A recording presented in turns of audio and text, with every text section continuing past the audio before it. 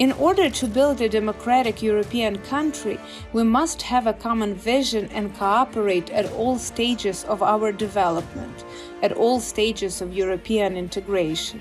Today, this Aarhus community is very supportive of Ukraine in the fight against Russian aggression and is trying very hard to understand how difficult it is for us to implement the principles of the Aarhus Convention in conditions of war. I think the European Union should be ready for such a challenge, when Ukrainian civil society will enter there and will be also very active, will comment on everything and try to get involved in all processes. Hello and welcome to Ukraine in Flames, a special project by Ukraine Media Center and NGO Euro-Atlantic Course, and I'm your host, Myroslava Yaremkiv. Ukraine entered the negotiation process for EU membership, the key to success of which is the full participation of the public in the changes that should take place in our country.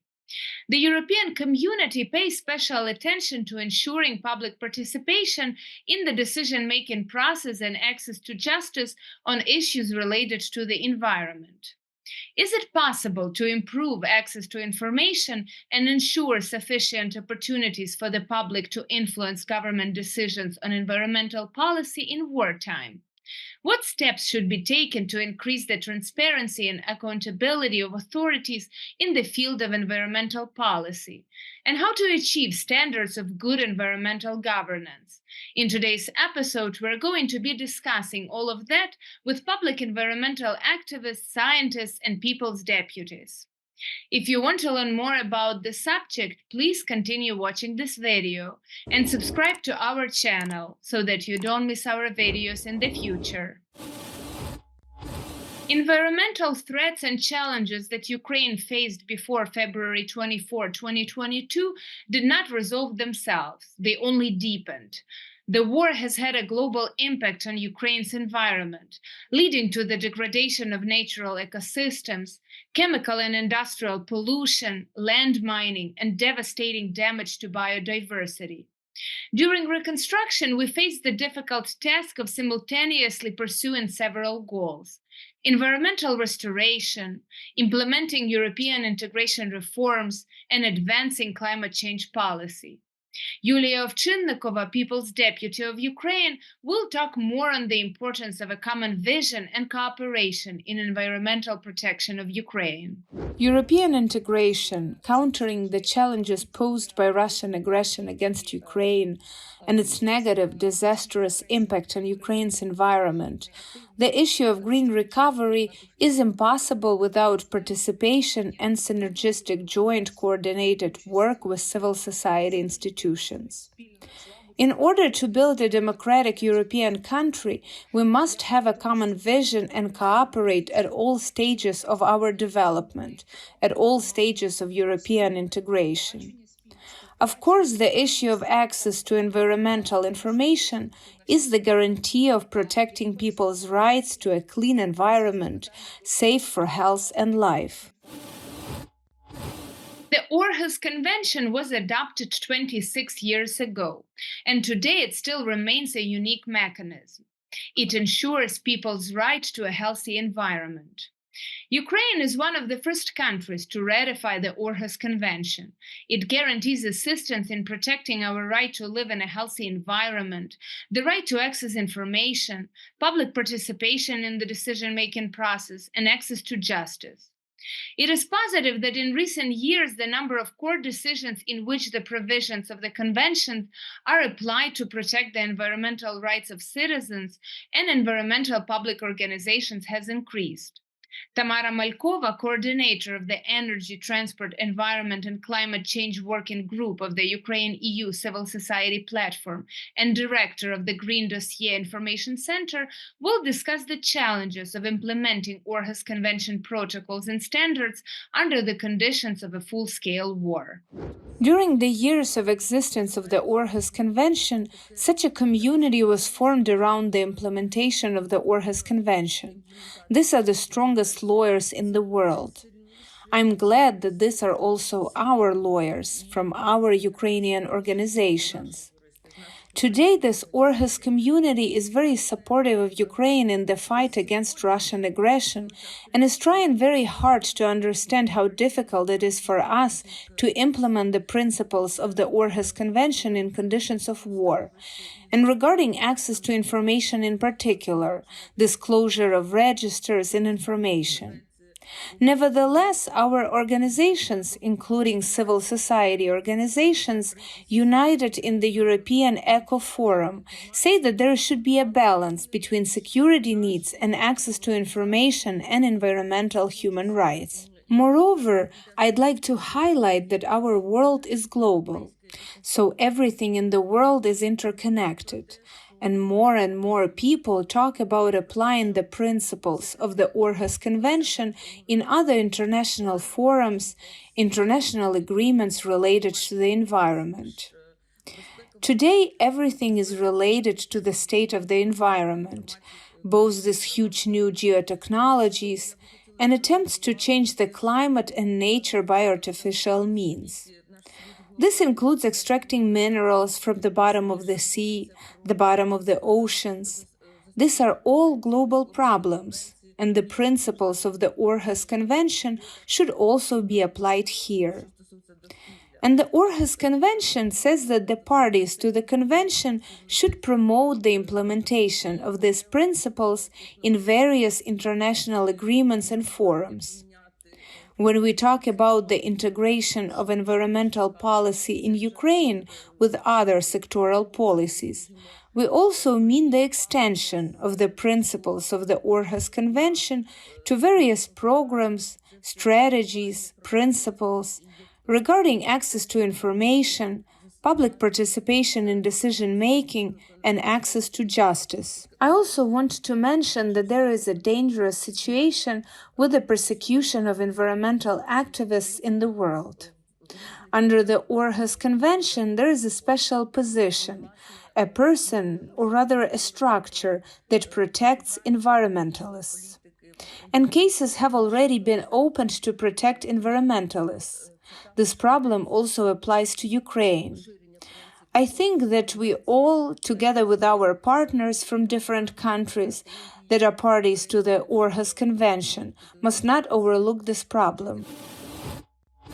Restoration of Ukraine's environment and European integration changes in ecology are already parallel processes. Of course, the biggest motivation for us is to win and completely restore and rebuild our country. The European community is making a lot of efforts to combat climate change. Ukraine is already officially part of the European family. Therefore, reforms are ahead of us in order to reduce emissions and renew the tasks to fulfill the obligations under the Paris Climate Agreement. More on that, please welcome Natalia Andrusevych, Coordinator of Working Group Environment, Climate Change and Energy Security of the Civil Society Forum of the Eastern Partnership and Director of the Analytical Center Society and Environment. If we talk about the European integration path, we can say that we are already on such a straight path. We have already received the status of a candidate country. In late June, the first Ukraine-EU intergovernmental conference took place, which became the official start of the negotiation process. Let's put it in this way. The path is straight, but in fact how effective and fast it will be depends on us and depends on how much we can consolidate the efforts of all interested parties in order to achieve our common goal of the soonest possible membership of Ukraine in the European Union. Of course, this path will not be easy. This is especially true of Chapter 27, Environment and Climate Change, where we have a lot of commitments, a lot of work to do.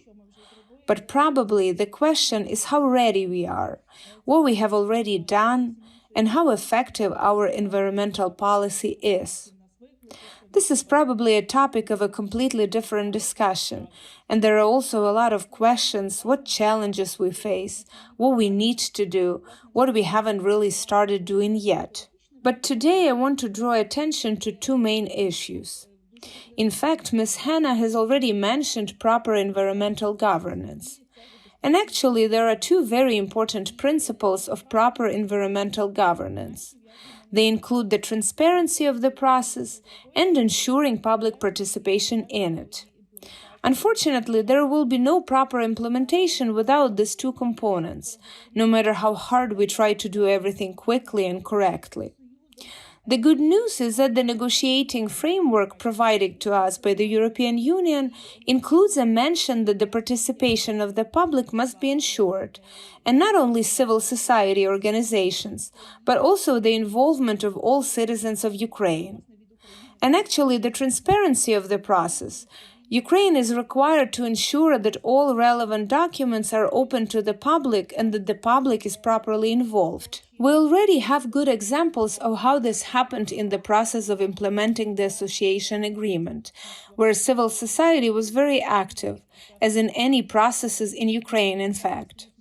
I think the European Union should be ready for such a challenge, when Ukrainian civil society will enter there and will be also very active, will comment on everything and try to get involved in all processes. Therefore, not only we, but they also should prepare. And here it is important to build our work based on the experience of working on the association agreement, on the one hand, and on the other hand, taking into account all these points, all these challenges posed by ongoing Russian aggression, these restrictions on access to information, restrictions on public participation, we see a certain non-transparency of some recovery processes. Therefore, we should actually work on it now and not wait for the opening of negotiations on Chapter 27. It's time to start thinking about what effective mechanisms and tools should be created, how the public should be involved, how transparent and open this process should be. That is so that public organizations know how to join, for example, the negotiating group or some other working group that will be created so that information is available and open. And here, in fact, there is also a need for interaction with public organizations from other sectors, not only from the environmental sector. I think that our civil society is rather active in the field of European integration. Therefore, it is necessary to unite efforts, to think about mechanisms. There is actually enough work for everyone. Therefore, on the one hand, public organizations are ready to join as experts in certain processes. And on the other, we should not overlook our other important roles, which are advocacy and process monitoring, to see how well and efficiently everything is done, etc. Therefore, we have a lot of work ahead. I want to add some words in conclusion. Today we have talked about the Aarhus Convention. I also want to remind you that Ukraine must fulfill and implement all the EU acquis in the field of environment and climate change, which also includes international conventions, by the way. And the European Union is actually a party to the Aarhus Convention, so we can't get away from it in any case. On the one hand, these are our international obligations, and on the other hand, these are also our obligations in the context of European integration. You've been watching the special project of Ukraine Media Center and Euro-Atlantic course dedicated to the Russian-Ukrainian war, Ukraine in Flames. In the description under this video, you can find information on how you can help Ukraine fight Russian aggression. If you find our work useful, please like and share this video. Slava Ukraini!